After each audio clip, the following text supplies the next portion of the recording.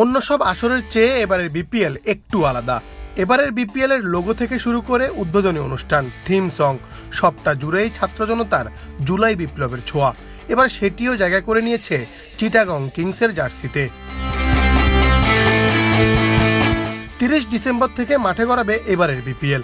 Chittagong Kings উন্মোচিত করেছে jersey, যেখানে স্থান পেয়েছে ছাত্র জনতার গণ অভ্যুত্থানের বিজয় গাথা, যেখানে দেখা যায় হাজার হাজার মানুষকে বাংলাদেশের পতাকা হাতে বিজয় উদযাপন করতে।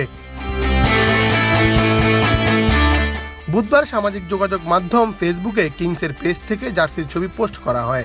একই সঙ্গে ক্যাপশনে লেখা হয়েছে, 5 আগস্ট নতুন বাংলাদেশের সূর্যোদয়। জনগণ আর ছাত্র সমাজের মিলিত কণ্ঠে পতন ঘটে প্যাসিবাদের। চট্টগ্রাম ছিল এই বিপ্লবের অন্যতম অগ্নিকেন্দ্র।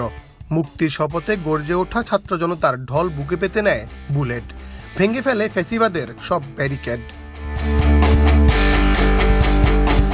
এ সময় পোস্টের ক্যাপশনে আরো বলা হয়, ওয়াসিম হৃদয় তরুয়ার আত্মত্যাগে আলোকিত হয় নতুন বাংলাদেশের স্বপ্ন। তাদের রক্তে রঞ্জিত মাটি সাক্ষী নতুন সূর্যোদয়ের।